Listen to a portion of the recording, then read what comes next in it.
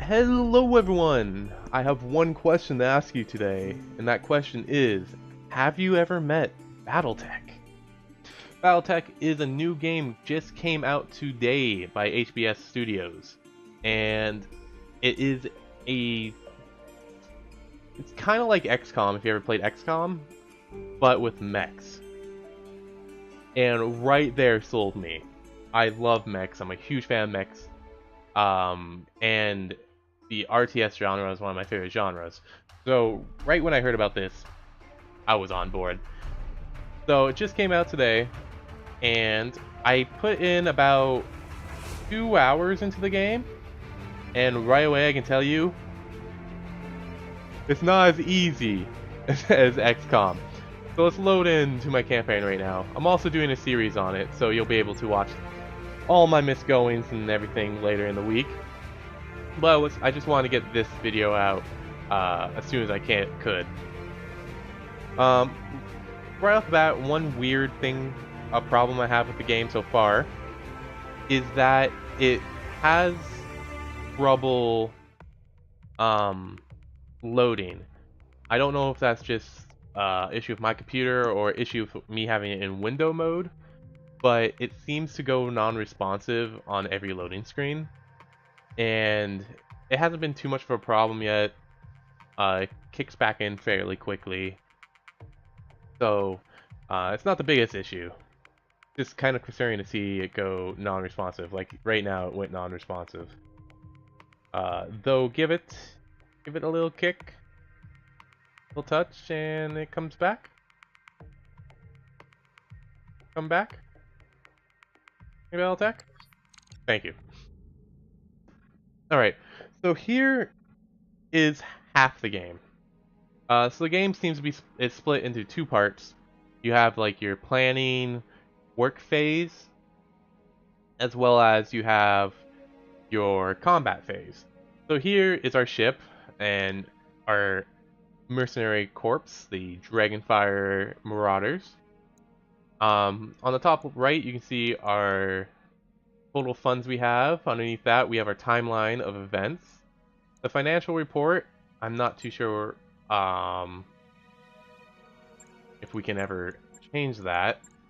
Doesn't seem we can change that for right now. It's basically the banks coming to collect their money, and we get bonuses for things we have. We have to pay out fees, like our employees have fees we need to pay, and stuff like that. I don't think, well, at least so far in the game, I haven't had any way to like change this. If we go to manage tasks, we can manage all the tasks we set up, but I think this one is just kind of set for us. Down here you have our local system, so where we are. Currently we're above the planet Belophon. And then we have our in-transit system down here. Here we can increase the time. We can just let time pass as we wait for things to happen. Or we can pause it, so we can, we don't want time to pass, so we need to set things up. Then we got our morale. Talks about, how well our crew's doing. Our mech tech points, our medical points. All those go into editing our crew and our mechs. And then you have our little ship there. We can also close it. So yeah, so far this game has been pretty difficult. I don't think it has the equivalent of the Hall of the Dead that XCOM has, but we have 1 dead crewmate so far. So this is our custom character we make. Just like Shadowrun, you have a pretty intensive background you make. So you pick your heritage, you pick what happened to your family, everything like that, and it's really extensive, and it goes into the background of your character and really shapes up their future. Then you get their first name, their last name, how many injuries they can take in combat before dying, as well as how much they cost. Since this is our main character, we don't charge ourselves anything. Good So if to you go over know. to like Glitch here, she costs 28,000 a month. And then you can see their specialty there and things like that. As well as down here we have their skill tree. These are their stats, and the more stats you have, the more down this tree you go, and the more perks you get. They do level up with experience you get in combat, and you can make them stronger. So Commander? that's pretty cool. So this is kind of my starting squad I had. Waiting for orders. Just add one more here if you just started the game. You'll have one more. The mech bay is the next part we have here. You can look at all your mechs. So we have our Blackjack, Vindicator, Shadowhawk, and Locust, which are all ready to be sent out into battle. And then right now we have our Spider, which is currently getting repaired because it was destroyed. So, you can see here the different, clearly, you can see there's different classes of mechs. These ones being giant compared to these ones, and then this one even being giant compared to this one. Like, there is a lot of different differences between these ones. So here you can see, if we're looking at the Blackjack, its name, its longer name, and then its class here is medium. If we go over here, we got a class of light. So I don't have any heavy or anything else to show you besides light and medium, but they do definitely play a lot different from each other. It is pretty insane to see the differences they have. You can also switch the color pattern here for them. They have their different patterns. You know, good. There's a good amount of customization that goes into your team, including if we go to refit, we can completely customize the loadout of our mech. So here you have their arms, their left arm, right torso, left torso, head, center torso, and their legs. And then here on the left we have all our things we could equip. So here we have heat sinks, so I actually want to put some heat sinks on these lasers so they don't cost as much. But actually I just noticed we're over our max tons we can have. So if I wanted to put on this, I would need to take something else off. But there's nothing really else I can take off. Well, nothing else I want to take off, so I pretty much need to leave it as is. As well as equipping, you can also change the amount of armor each piece has, and a lot of them have front and back armor, as you see here, front and back, and then the other ones just have full armor. So you can take off some of these and decrease the amount of tons you have, or you can increase it and increase the amount of tons. So there's a lot of customization that goes into your mechs. You can literally make any type of mech you can think of.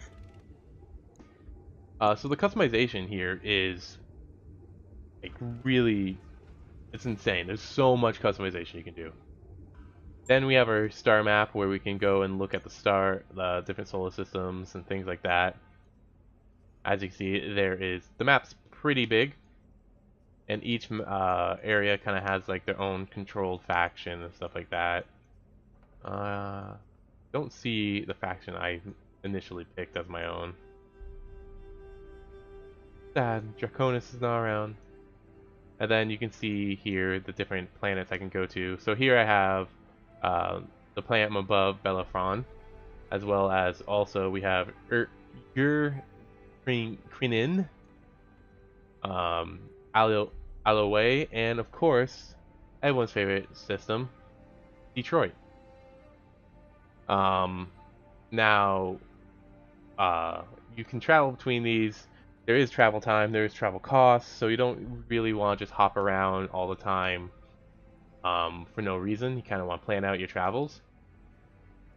And also the owner of the faction is kind of important too. You don't want to, so each faction you can have your rep with. So if we go over here to reputation, these are the reps I have with everyone. I'm kind of neutral across the board, 100%, just indifferent with everyone. The more people hate you, the harder it is to negotiate with them and stuff like that. So let's hop into the meat of the game. So this is all cool and everything, but the meat of the game is the combat. So here we go and pick out a job. I'm taking this job right here. I already planned it all out. So when you first take a job, it shows you the max amount of money you can earn, the max amount of savage you earn, and the max amount of reputation you earn. But then you have to go into negotiating, and this is where you pick how much you want. So if I want the max amount of money, I have to get nothing else. If I want the max amount of salvage, I get nothing else. Well, I get the minimum amount of money, but I get no rep. And if I want the max amount of rep, I just have to ask for nothing. I'll just do this job for like literally nothing. But I would want some salvage, some money, and some rep. I go over this? No. This is good. What this means is I get one piece I pick and then 4 random. So I'm good with all this. We accept, and now we have to set our teams up, but it's already set up from last mission. So here we can pick our mechs we have, and then also our pilots. And then the big number is their initiative, so their turn order. So let's just hop right into it, right into the combat, and get the meat of the game. And right away I gotta say, it is not an easy game. You are gonna lose people. It's not as simple as it is in Xcom to go through the whole game without losing anyone. So it's challenging, and that's something I like about it. It's not holding. It doesn't hold your hand at all. At the beginning of the game, the tutorial kind of brings you through a little bit of hand holding to show you the mechanics, but soon after it's like, all right, go do whatever you want. And as soon as you finish the initial scene with I forget, Asif, your mentor. As soon as you finish that initial bit, they literally just let you go. Command interface initiated. So we're just gonna do this mission really quick. This place isn't so bad, right? So your people have a little bit of challenge in them, which is nice, in world building. So here we're in non-combat mode. So in non-combat mode, you can move anyone at any time, but they still have their own movement. So we're gonna move up our blackjack a little bit, move everyone up. Enemy detected. We got some enemies we see now. So we get basically 2 free moves before it goes into combat mode. So as soon as we pick where we want to move, we gotta choose the angle we want to look. I copy. Which is important so we don't get hit in the back. And as you can see here, our light can move much farther than our other units. So I usually like to keep my light in the back, and then as soon as combat's kind of established and I know exactly how things are going, then I'll move them. So let's see, the enemy's moving now. Additional enemies detected. We got a mech moving across the water. So instead of moving a unit, you can reserve them, so they'll move into the next phase. So I'll reserve them, so I can see kind of where everyone's going. Alright, so we got a mech in the water. Yes, Commander. So I'm going to kind of move everyone up, trying to keep these 2 mechs in view the whole time. Now there's also environmental buffs and debuffs. So if you're in the water, you generate much less heat, for you don't overheat and everything like that. It's really nice. If you're in trees, you have extra cover and some things like that. So the environment does affect what you do. Now, when we declare an attack, like we want to attack this person, we look over here on the right. We have our various weapons we have equipped and a percentage chance we can hit them with. Now, you don't always just want to attack with everything because you'll build up heat very quickly and overheat. Over here is our heat bar. So we can turn off things and it'll make our heat bar go down, or we can turn them up and, you know, just go all in. So I'm just going to go all in with this initial attack. Got a couple solid hits on him. He lost 1 evasion point, which will make it easier for our other units to hit him. Put you there. Again, gain view of both. Now here you can see our skill bar kind of. So we have attack, move, sprint, which makes us be able to move a bit farther. Jump, which lets us use jump jets to get into areas we can't normally move to. Multi-target, which is not unique to her, but it's, she has it because of her skill set, which lets her attack multiple enemies. And then precision strike, vigilance is, you know, morale abilities, so they take from our morale to do special things. And then brace, which is kind of just like hunker down, you know, don't do anything, but you take less damage for doing so. Now here we can see our chances to hit both. I'm going to go all in on this guy. Got some good hits on him. And the structure exposed him, so he's going to take more damage from our next hits.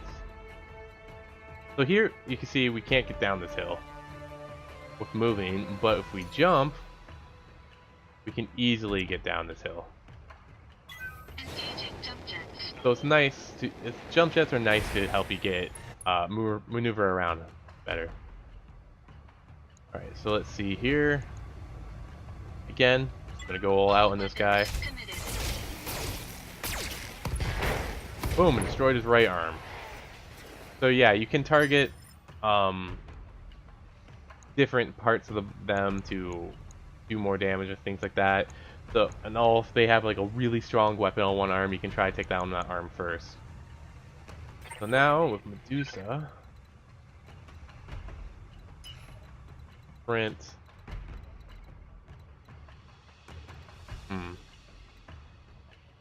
What if I move you just there? Position confirmed. I want to get Medusa started on this guy over here.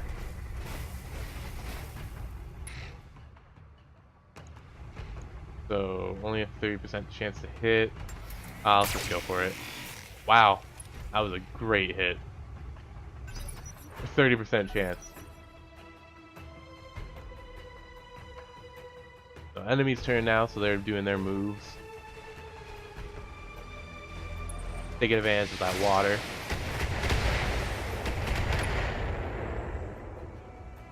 Managed to not take too much damage there, which is nice. Waiting for orders. Oh, I see. I can't get down there because Vindicator's blocking the way, and I don't have any jump jets on Locust. Okay, I see. So we can, no, we can back off and reserve him for next round. Just before we can move the Vindicator.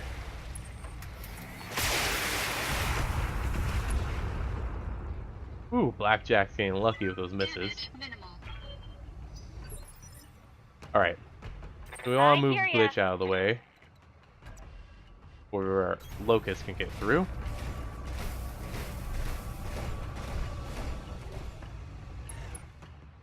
Then we'll go all in again on you, but actually, we'll save on a little bit of heat.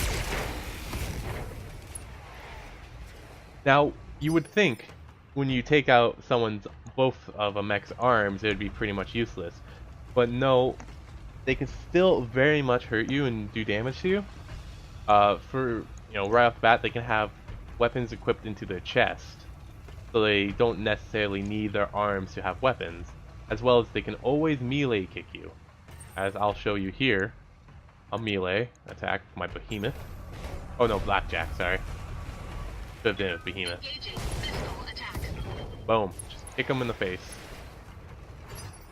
Applied a bunch of debuffs on him. Commander. And then we'll head out On here my way. with behemoth. And see if we can finish him off with just our laser and Affirmative. weapons. Yeah, we got him. Now, that's a problem I have with this game a little bit. It's not the biggest problem, but it's kind of hard to see when someone dies, or if you're gonna kill them. They kind of just pop out dead, you know. So here we'll move in. Cold shot. We'll call a shot. Him. And let's do.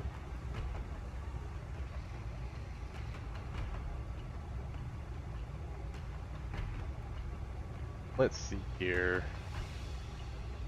Let's go on the center torso. Copy that. And we got a nice hit on it. Commander. Medusa will just head in again.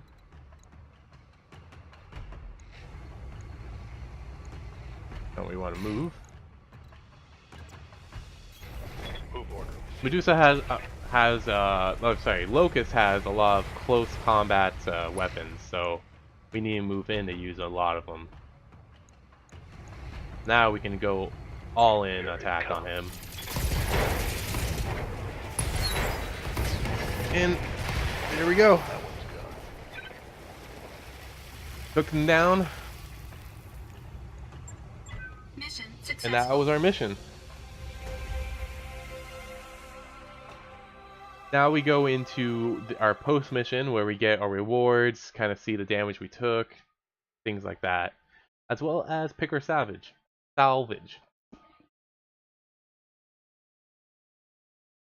So overall, like I'm enjoying my time with this game. I would say if you're a fan of RTS, turn-based RTSs, definitely worth the pickup. It has nice random events that pop up. Random events I can't show you because they're random, unfortunately. But yeah, it has a lot of content to it, and I've been enjoying all my time with it.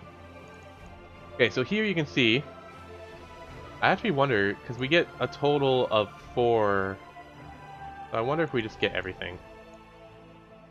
But we can pick we negotiated to get one piece of salvage that we pick. So let's see here. Got a commando class and a locust class. Well, I want the commando class. I'll take that. Yeah, so there was only 4 pieces of salvage, so we got all of it. And then we just continue back to our ship. And that was basically the game. Like I said, there's more things I can't really show you, because they kind of just happen randomly. There's an overarching story with your debt, with the banks and paying off your loans. There's buffs and debuffs you can get along the way for certain areas because of the random events you encounter. There is hiring new members. I can show you that really quick. I can show you the market. Okay, sorry about that. I had to, like I said, I'm having some issues with in between loading screens, and that one was a little bit longer of a pause, so I cut it out. So now we're back at our Marauder screen, and here we can go to, I can show you the hiring hall. So we can go here to find new I'm receiving you. crew members Yes, Commander. to Standing hire by. hire on. As you can see here, their stats and how much they cost per month, as well as you get a reputation discount or increase here as we have, and you can go to the store as well. Same thing, but you come here to buy mechs and equipment and weapons, as well as you can sell things back to them. Yeah, and other than that, that's pretty much the Waiting for orders. that's pretty much the game. By. Here we can spend our XP that we've earned on increasing things. So here, if I wanted to increase, so say on myself on Dragonfire, I have 3,400 XP. I could increase various stats I wanted. So if I wanted multi-targeting, I can get that and increase my my gunnery and get that skill. I wanted guts, we can buy that, and then I can save it for Mech Warrior training complete. yeah, and I can train it. I can save the rest of my XP for another upgrade that I want. So yeah, it's pretty much just collect your experience and spend it there. But like I said, that's pretty much the game, and I have no real complaints. It's very fun. It has good challenge to it. You didn't see in that one mission I just did because I just steamrolled it. But there's a lot to do and there's a lot going on here. And for the price, well worth it. It's not even this. It's not even a full price game. It's, I think I paid about $50 for it. Canadian, of course. So it's less than It's less than AAA games. And all in all, I am very happy with my purchase. And if you haven't introduced yourself to BattleTech yet, I suggest you go out and do so.